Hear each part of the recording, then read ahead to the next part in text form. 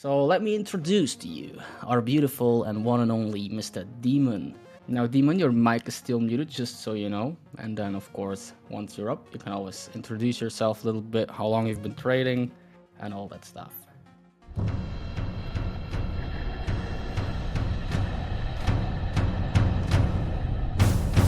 Yeah. Hello, everybody. Thank you, Scholar, for having me over.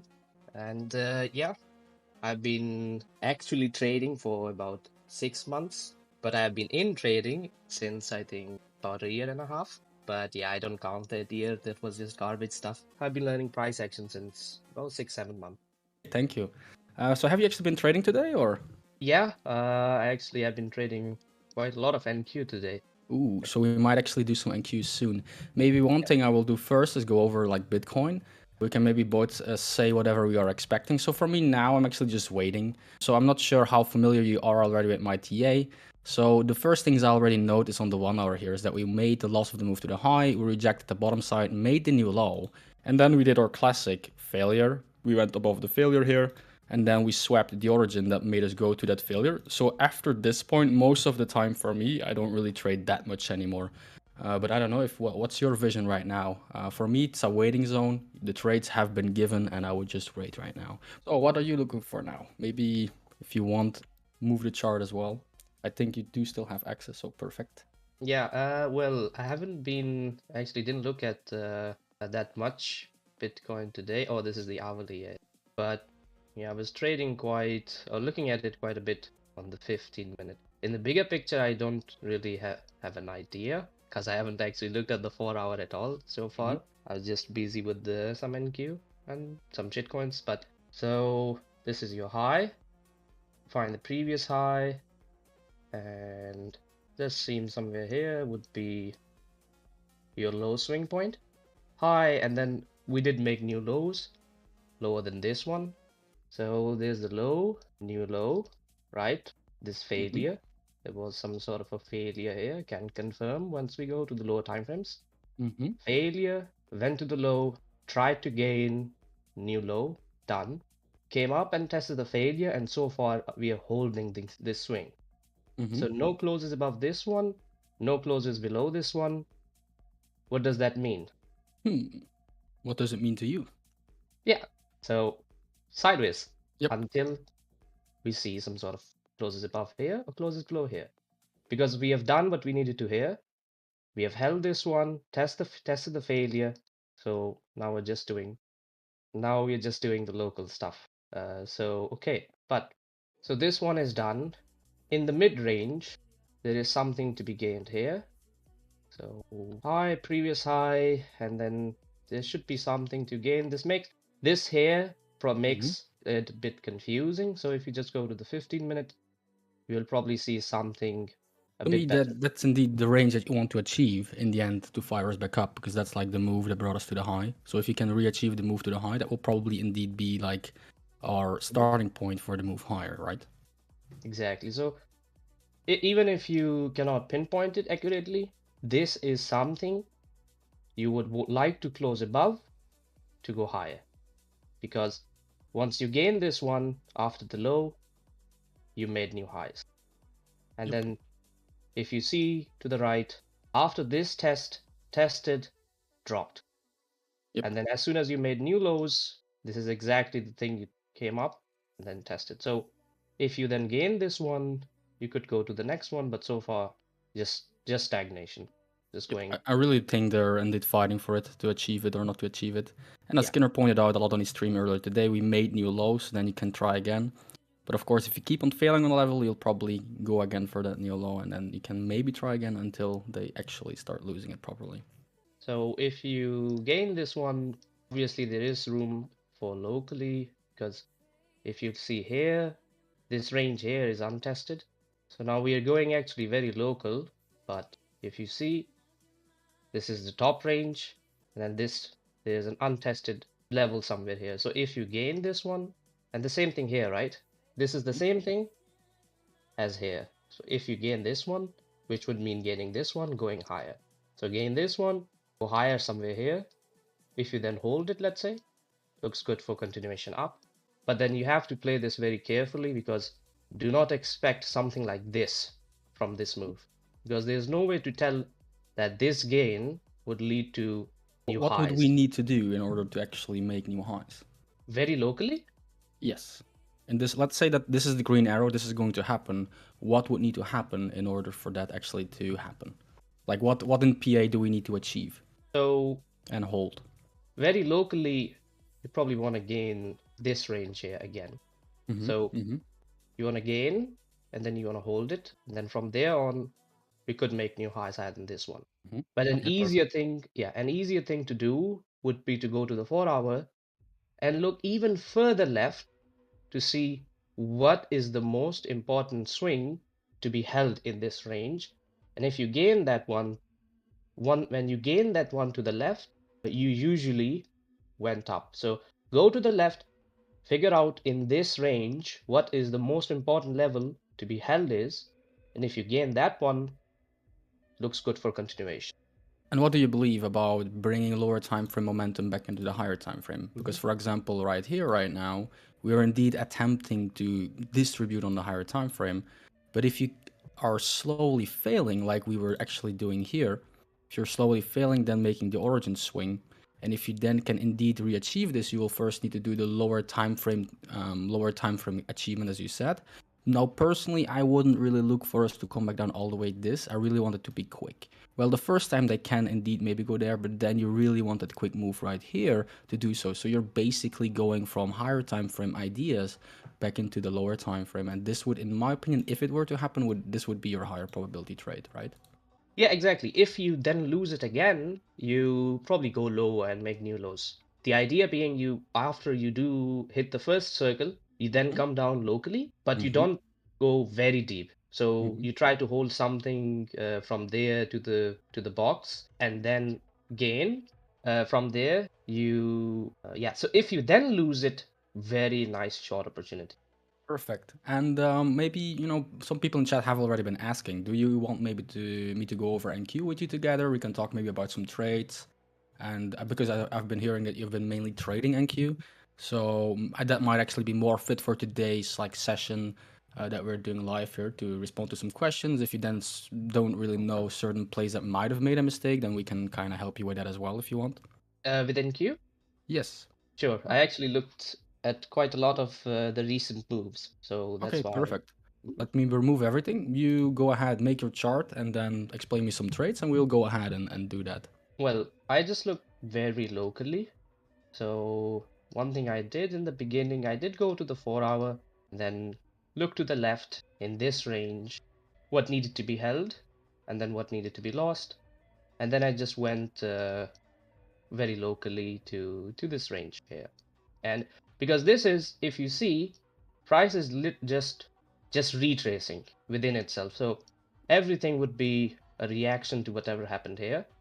So my initial idea was just to look here, and then from there I can see what we are doing locally.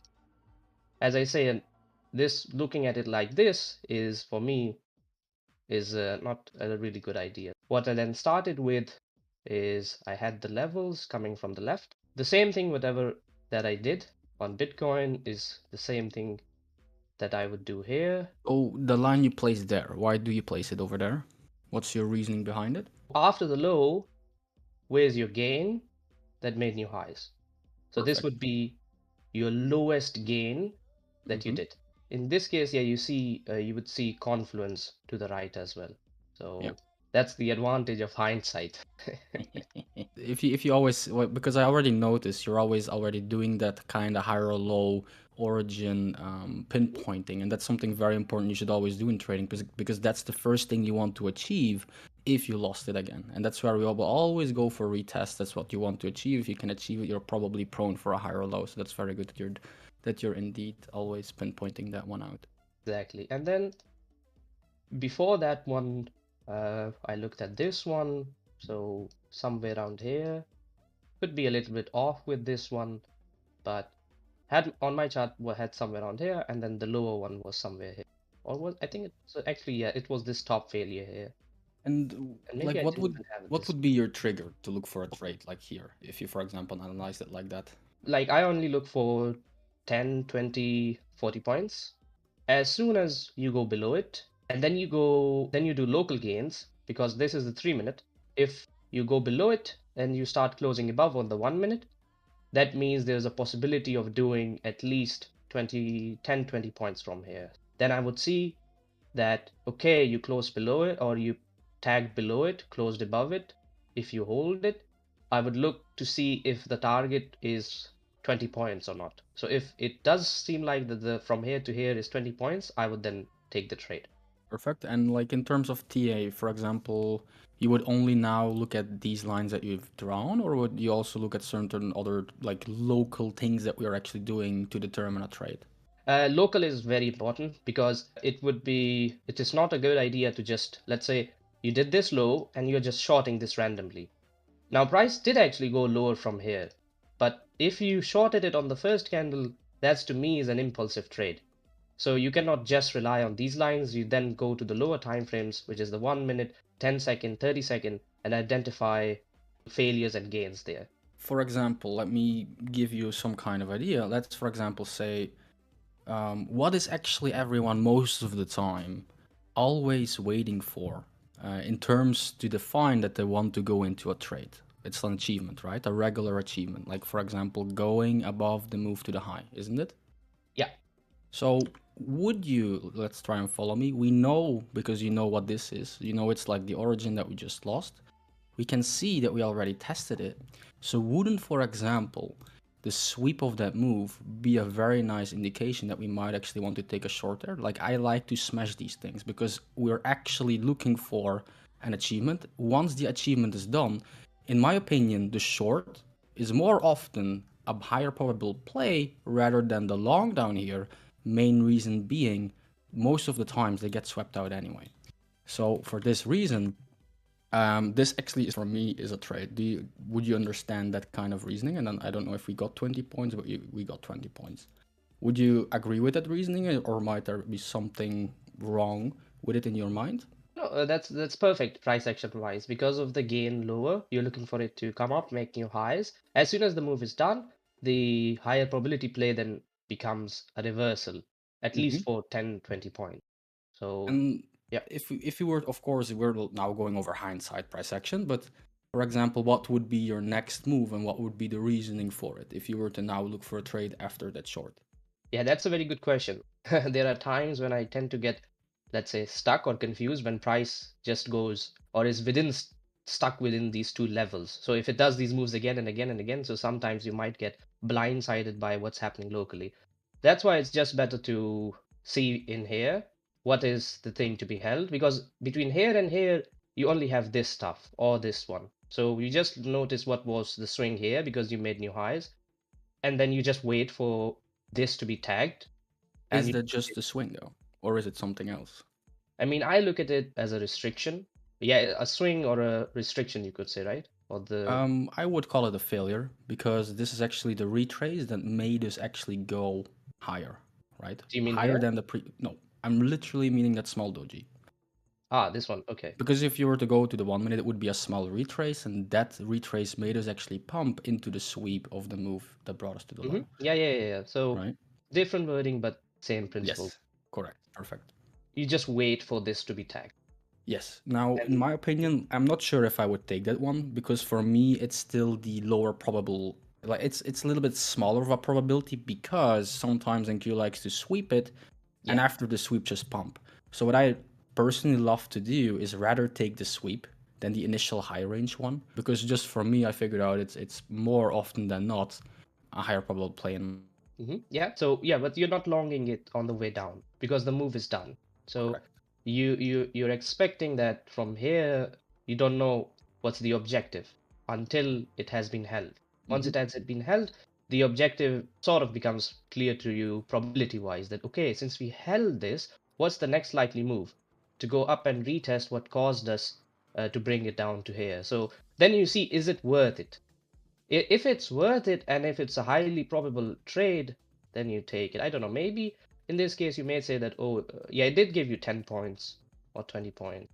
So What might be the actual higher probability trade in this range? flashing this one, then regaining that one again. Okay. And what if I now, for example, you're already kind of up to date with my 10SK stuff, right? Like not too Yeah. much, but a little bit. Yeah. So for example, what I like to look for is this is the first time we went to the high range of the 10SK. You can see that they were kind of wicking the low end right here, like touching it, coming back down, retouching it, failing to make the new high. And what I would actually look for is I really prefer that we then attempt to go. In this case, you saw we couldn't. We came back to the high, and then I would look for a higher low play. If they can hold a higher low play, so this would actually be, let's go to the 1 minute, might be a little bit clearer there. So there. So you're looking for the higher low play into this. Now don't forget, guys, that actual wicks are higher low plays as well, right? So what I would look for is indeed the wick. Now the reasoning, like of course it's hindsight trading, but you should just look at the reasoning for it. You're re-achieving 10SK, you're looking for a higher low. The higher low of this move was actually the failure that brought us higher. Now we held the high range of the failure, which more often than not is actually a very bullish case. We then went back up, retested the mid-range, held a higher low, achieved the high, so you want to hold a higher low again. If you couldn't hold it, you'll dump. So you can either look for one here, or you could look again at the mid-range after pumping. Now, what do I mean at the mid-range after pumping? So this could be one. If this is unfamiliar to you, what I would then do is look again. Are we going after this again to the top range? Do we have two closes in the mid-range? You do. One close, second close, and this could have been another buy for you. But for this, of course, you would need to go to the actual lower time frame, and this would have been another one. So these would have been like the higher probable plays rather than the limit. So in terms of risk, I would have probably taken this with 0.3. This would have been a 0.5. And this one really is the bigger one for me in terms of risk. Because you've been here multiple times. And if like the highest probability is right there because we are closing twice. Sometimes they don't close twice in NQ, they just blast it. But for this reason, I always love to take that one. So do you have any questions with one of these trades or are those clear to you? No, they're quite clear. Yeah, the first and the last one makes sense, but the one that you said that there was a higher low play with, where exactly would your entry be in that case? This As you one, coming down. Yeah. I would always buy this wick. I use 6 point, so let's see. I most of the time take the same, this is the same principle as levels you took over to the left. It's the low, Yeah. it's the higher low of the origin. Yeah. And I always use 6 points for these. So you can choose if you actually want to have that one or if you want to have the whole move. Yeah, that's what I would have done. And after that, if you come back up again, then I would have looked for this. Because you're failing to make price go down. And if you're failing to make price go down, then yeah. Technically, some people might even say that this is a short as well. And take the short right there. Because what do you want to actually lose? It's actually want to lose the mid of the 10SK after losing it again. So they could have, in my opinion, kind of did both of these things. So this becomes your pivot point of the whole range. Okay. Yeah. Okay, perfect. Let's see. Let's go further. And like, were these some trades you were taking live or? Actually, yeah, we didn't even get to the trades. Those were just the three levels that I marked, and then I played them to the very right. So I had this one, and then because once we actually, I don't actually place all the levels immediately because we were in this range, and I didn't know if you were going to go up to this range. So as soon as we went somewhere here, then I looked at this range again, right? Because always, whatever range you're in, look to the left, because this is the defining move in this range. So what made this low? What made this high? What caused us to gain in here? What caused new lows here? So you're looking at these plays. So what I did was in here, because I understood, okay, new lows done, no retests on this move. So there's a probability of at least doing 20 points. At least that's how I look at it. So after we start to gain some. So I think then I went to the very local time frame in here, and then I was looking at this range. Now this is where I actually did make a mistake here. So what I did was after we tapped this one, I had the idea that we would hold here. As soon as we tapped this one, like this was my, I think, first trade, I had a buy order here, but immediately got stopped out on this one. and probably realized that I bought the impulse. But then the next one closed above, another entry here, and so got 20 points off of this one. Okay, so did you have the strength to re-enter? You were like, okay, it's a good line. Yeah. Okay, So that's very good. Mhm. I mean, normally, at least in the beginning, when you're starting your trading day, you don't have any baggage. As you go along the day and get some of a little bit biased or lose some trades, then you might have some baggage. So, Okay, that's trade one. yeah. I most of the time don't take those, but hmm go ahead and show me what else you're taking. Yeah. There's another trade, but indeed, so for example, I would to me there's a big trigger that there's a higher low coming here as well. Do you know why? Because it made new highs. Higher than what? I mean, either you're looking at this range or you're looking at somewhere here, but I'm not quite sure. I Yes. don't So know. indeed, I'm mainly structuring this again. It's the same principle as last time. We have the failure. And what we're doing within this failure is we're going over the zone you're always marking as well. So we're going over this because like in NQ, most of the time you would look at 30-second closes if you're looking at the 1 minute.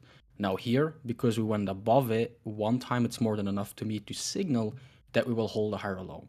Now this is a little different nuance than we had before, because where you would normally would have held this high because that's the high range of the failure, we now actually did the other one that I talked about that I like to do, and that's the low sweep of the failure that brought us up. Now on the open, I don't always like to play these because I don't think 6 points here would have been enough. There you go. So this one would have been stopped out, but the reasoning is what counts here. The open, I most of the time play with lower risk, so less contracts for that reason. But this would have been the reason for the higher low play. I did actually place quite a lot of trades in here, but some of these were very stupid ideas, and some of these were good ones. But Mhm. yeah, Don't mind at all. Like I Mhm. remember when I started trading NQ, I actually my first year on NQ I was break even, but lost like a lot of money due to fees, due to over trading. yeah, Yeah. mhm. So don't mind at all.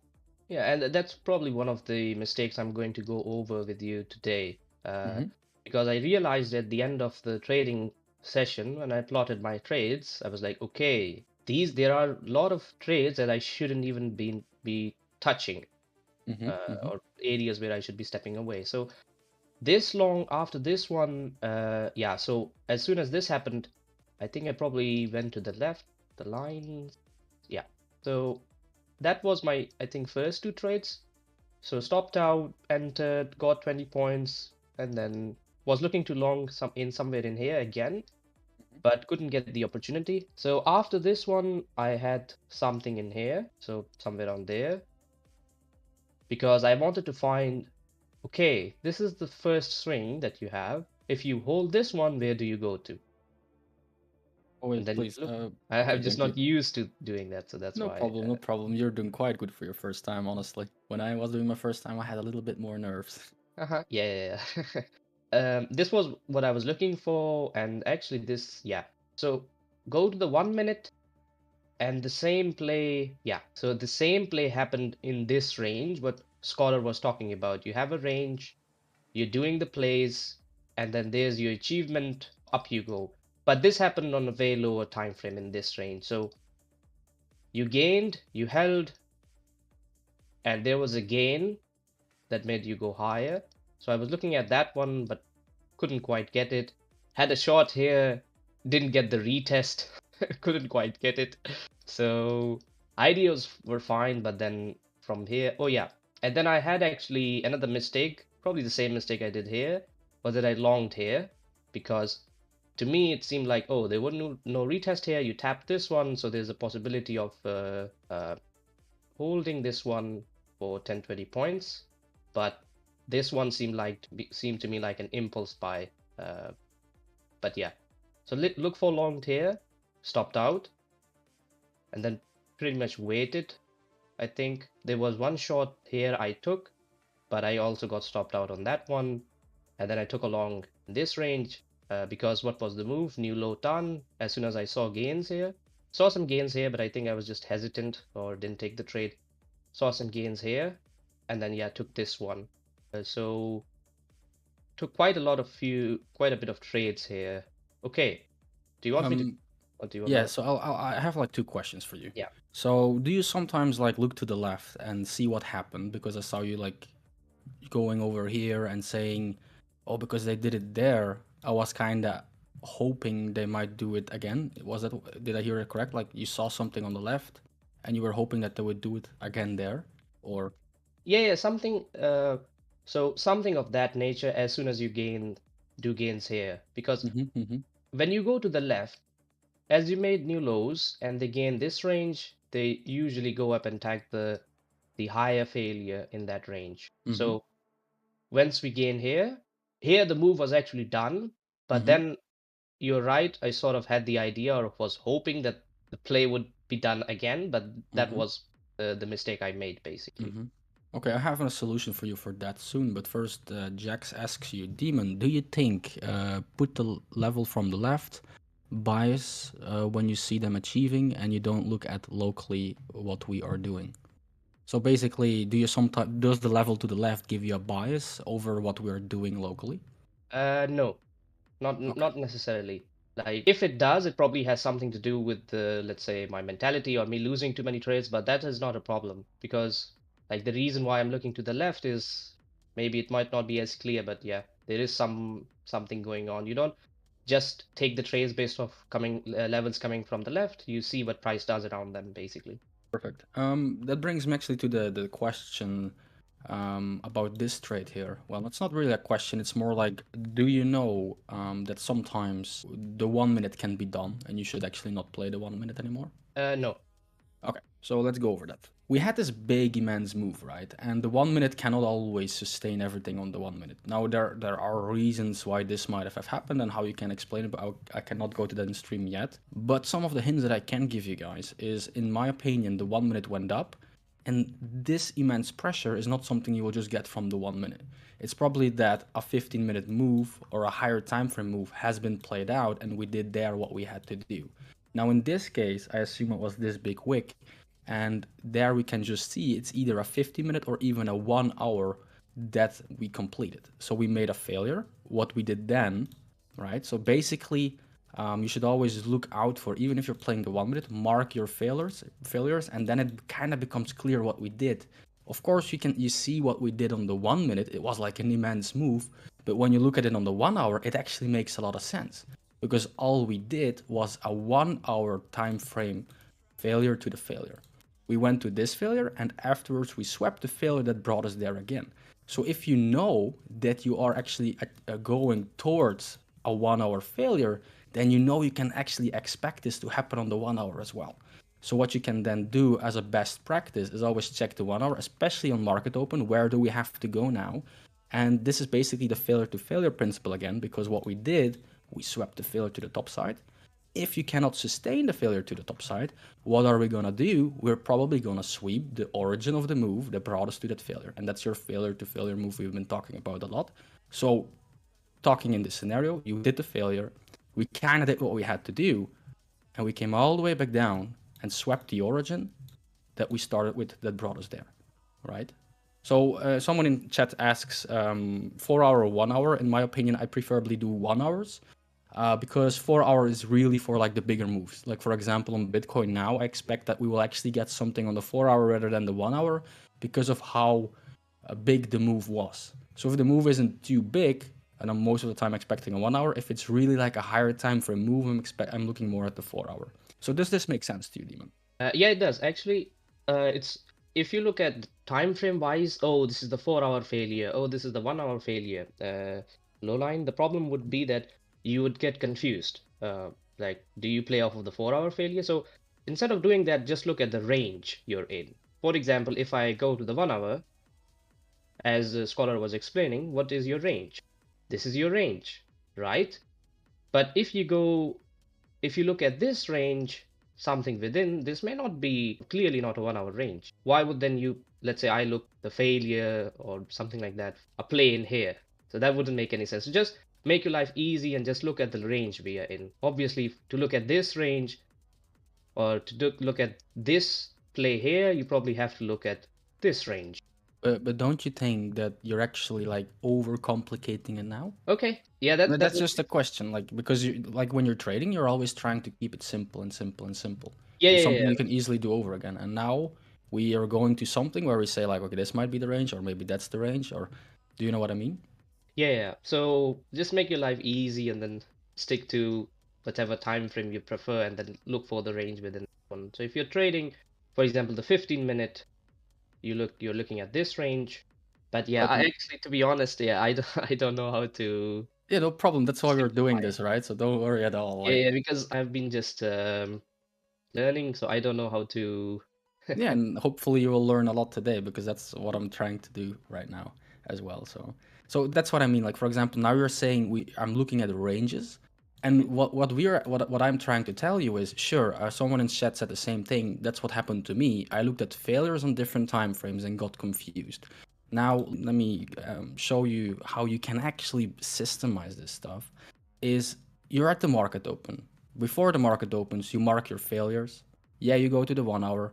Might be confusing. You go to the 1 hour, you mark your failures there and there. What you're then doing is like, okay, these either you can give them a different color, whatever, but it should be your logic that these are the 1 hour failures.